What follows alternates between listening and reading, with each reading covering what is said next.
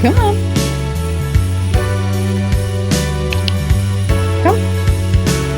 Max, come. Good boy.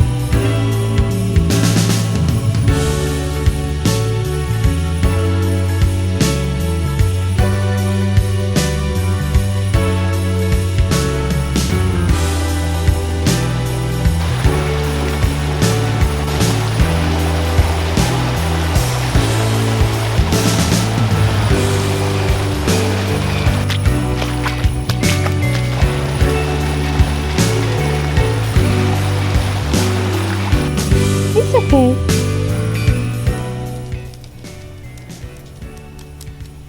Hello. Hello.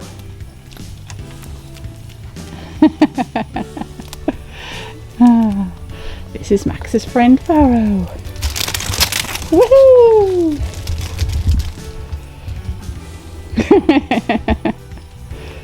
Come on then. Come on.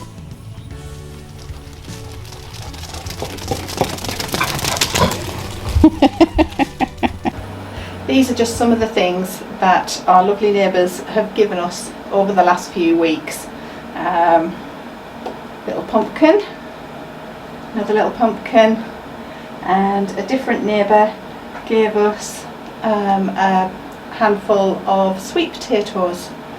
So what I thought I would do is use part of this pumpkin and these other ingredients I've got out to make a roast pumpkin and sweet potato risotto.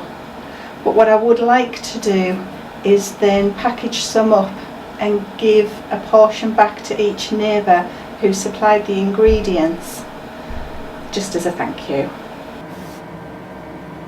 I only have 2 small pans that I use here. I don't have a large pan to make a big batch of risotto, so I'm only going to use a portion of this wonderful pumpkin, and I'm going to roast the pumpkin and sweet potato first. So I'll get that chopped up, put into some nice olive oil with some flavourings, and then roast it in the oven before I make the risotto. I also don't have a big knife. I left my big chopping knife in the UK. Let's see how we go.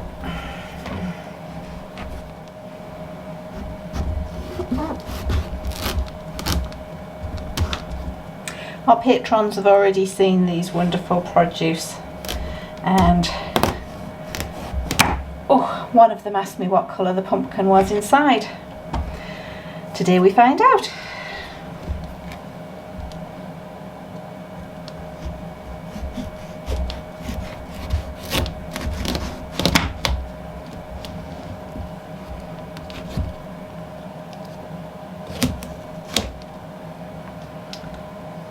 It's orange. Beautiful, look at all that flesh. That's lovely. I'll probably save some of these seeds. Try growing them next year. Okay, out the way.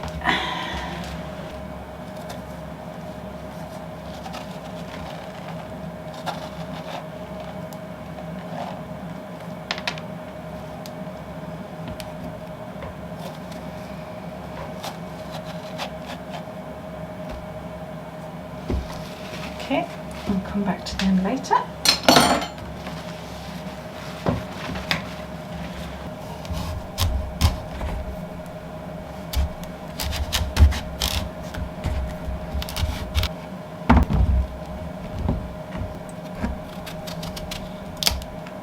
I know a lot of pumpkins you can leave the skin on when you cook them, and then you can eat the skin. But as I've never cooked with this one before, I'm just going to take this off because I don't want it to jar against the nice smoothness of the risotto.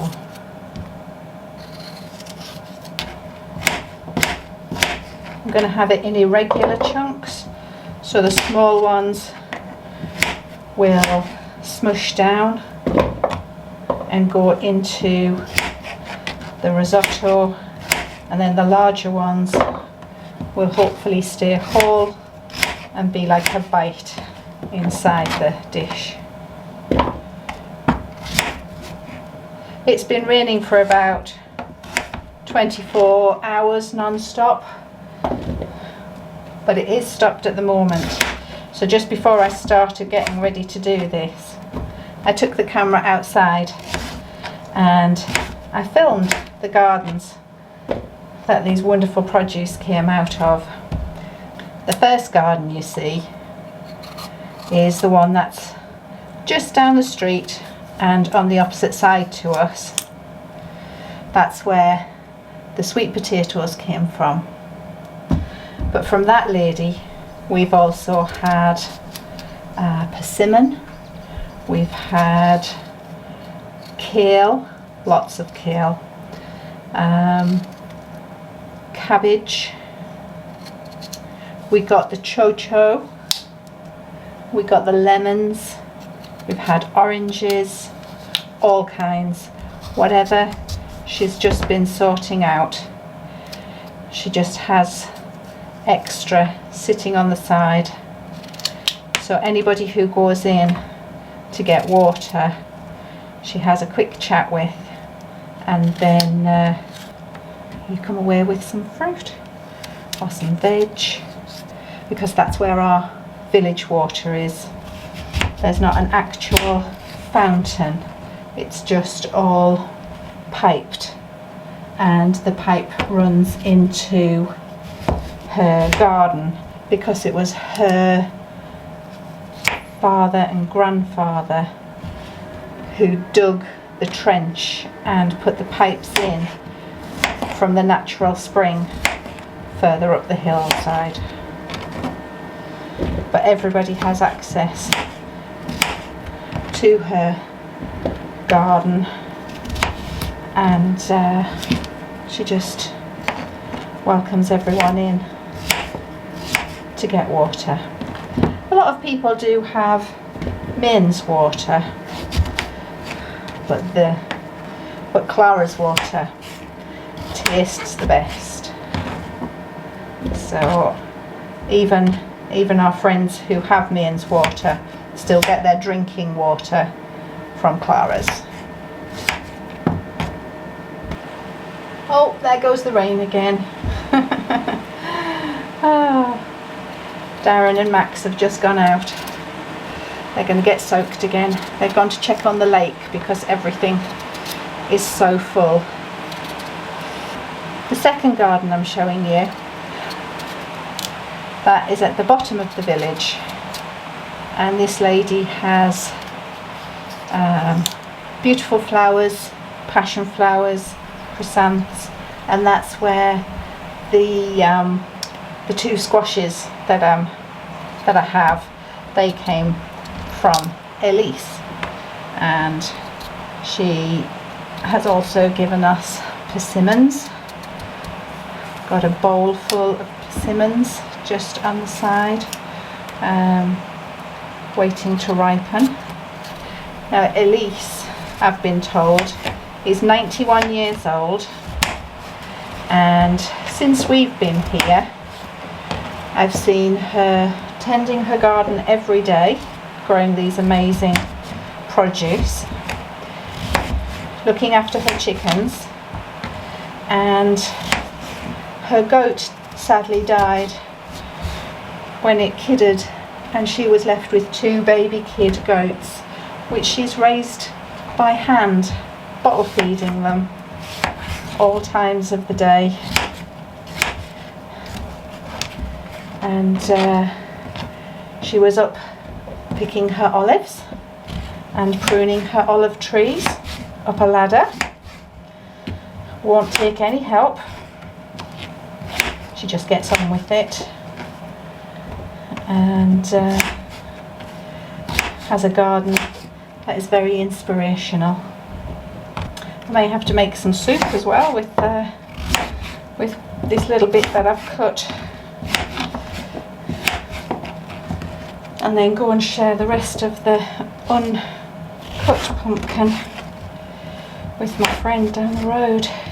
She makes delicious soup, absolutely delicious, and she's got a fridge freezer, so that'll work well for her. Right, all of these peelings I'm going to put into my little composting bin, and then I'll do the sweet potato. Now, these sweet potatoes I have cooked with before, and they're washed and cured beautifully before we were given them, so I'm going to just leave the skin on because it'll make a nice contrast.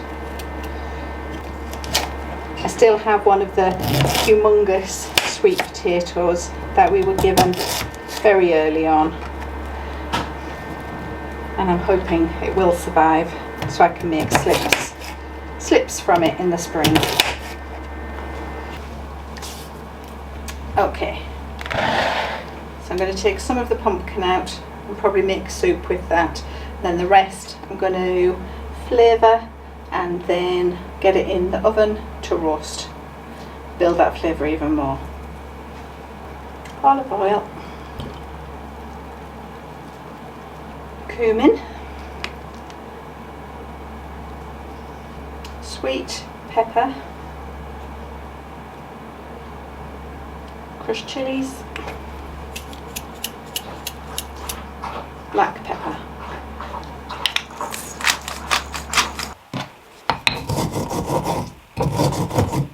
And a bit of salt.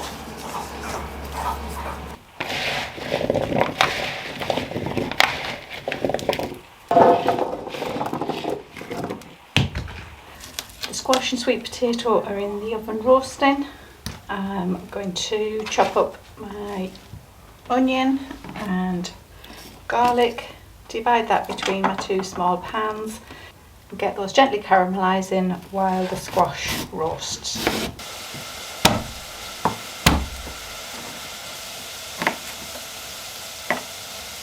Got my risotto rice. I've got some vegetable stock just made with a stock cube.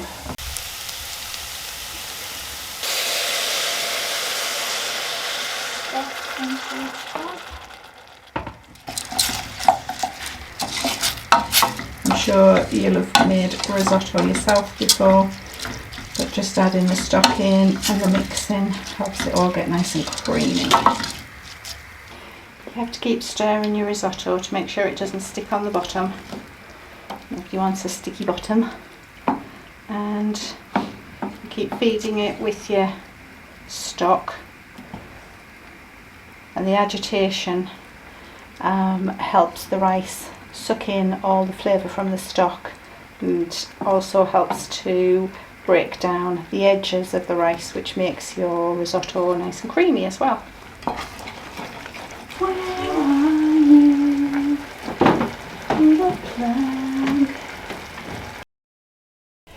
My risotto is almost ready, so what I intend to do is, I got a small pack of these cartons. I want to portion up some of the risotto and give it back to the ladies who provided the produce from their gardens, and I've put a little note to go with it. Hopefully what it says is, "Thank you for the lovely produce you gave me from your horta. I have made risotto with it, Elaine." And then I'm going to deliver that to the ladies while it's still hot and they can choose to have it for their lunch or later today.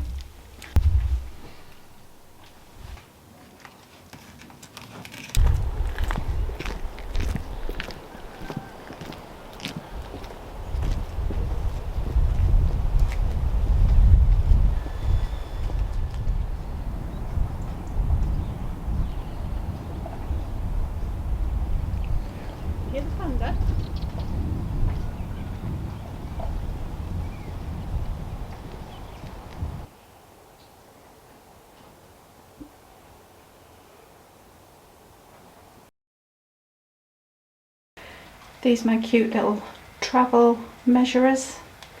So I've got 1/4 of a cup, 1/3 and 1/2. And they just push out and then push in and travel flat.